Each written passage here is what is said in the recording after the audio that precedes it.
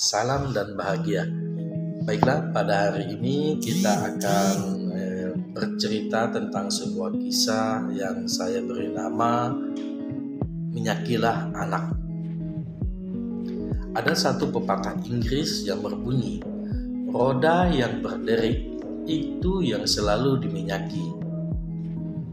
Pepatah itu menjelaskan bahwa kita selalu terfokus kepada sesuatu yang bermasalah tanpa memperhatikan hal yang lain yang tidak mengalami masalah.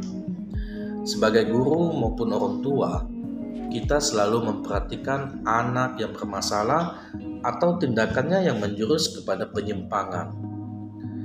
Hal itu memang sangat perlu menjadi perhatian.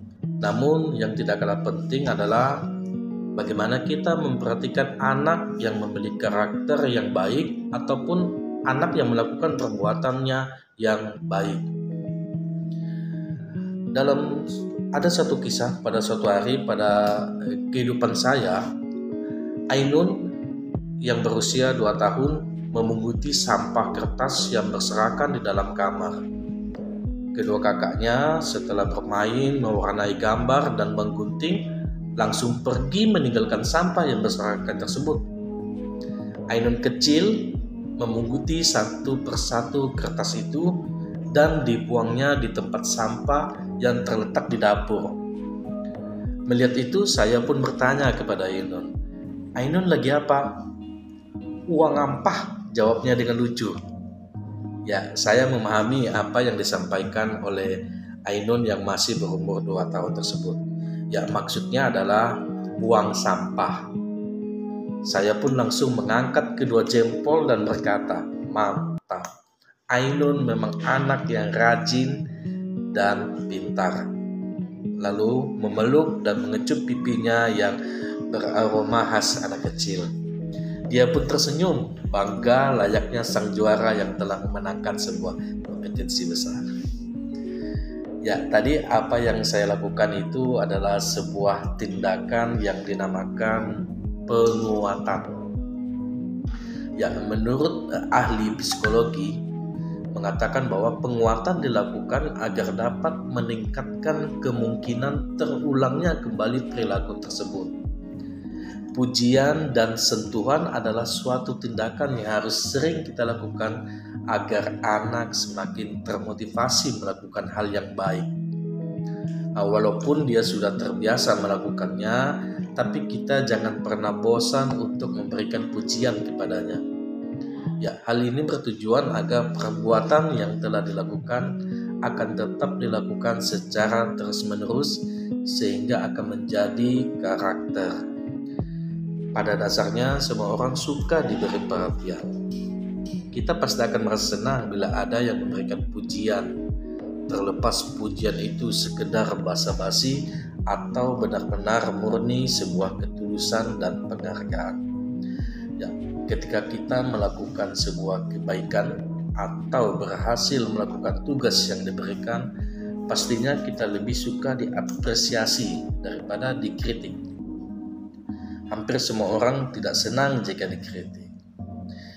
Ya, ahli psikologi yang lain, Robert Slavin, pada tahun 2008 menuliskan dalam bukunya mengatakan bahwa untuk memperkuat perilaku seseorang perlu diberikan penguatan atau disebut reinforcement.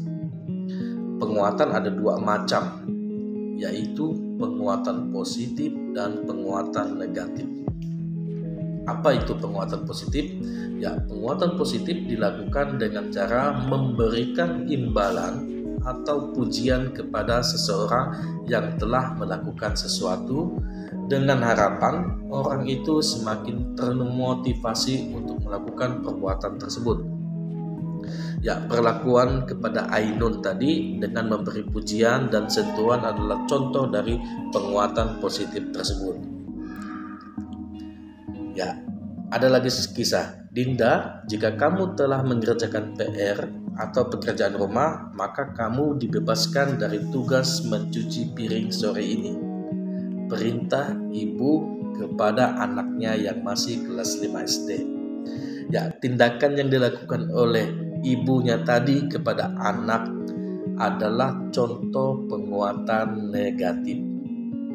Jadi penguatan dilakukan dengan cara membebaskan anaknya dari tugas mencuci piring asalkan anaknya telah mengerjakan pekerjaan rumah. Jadi penguatan negatif adalah suatu tindakan membebaskan orang dari situasi yang tidak menyenangkan bagi dirinya. Ya, sebagai seorang guru dalam proses pembelajaran, seorang pendidik harus memberikan penguatan kepada anak didik agar dapat meningkatkan motivasi belajar dalam diri anak didik. Ya, dalam teori pembelajaran perilaku yang digagas oleh Skinner dan para pakar yang lain, ya motivasi adalah konsekuensi dari penguatan. Namun nilai penguatan atau reinforcement tersebut bergantung pada banyak faktor dan kekuatan motivasi. Mungkin saja berbeda antara anak. Ya, teori motivasi yang paling terkenal adalah hierarki atau teori kebutuhan milik Abraham Maslow. Ia membuat hipotesis bahwa dalam setiap diri manusia terdapat 5 kebutuhan yang menimbulkan motivasi untuk melakukan sesuatu. Nah, yang pertama adalah fisiologis, rasa lapar, haus, dan kebutuhan fisik yang lain. Pada tingkatan kedua adalah rasa aman, yaitu rasa ingin dilindungi dari bahaya fisik maupun bahaya emosional. Yang ketiga adalah motivasi sosial, yaitu rasa kasih sayang, kepemilikan, penerimaan, dan persahabatan. Yang tingkatan yang keempat adalah motivasi penghargaan, yaitu faktor penghargaan internal dan eksternal. Dan pada tingkatan yang kelima adalah motivasi untuk memenuhi kebutuhan aktualisasi diri, yaitu pertumbuhan, pencapaian potensi seseorang, dan pembangunan diri sendiri. Jadi setiap anak pasti memiliki motivasi untuk memenuhi kelima kebutuhan tersebut.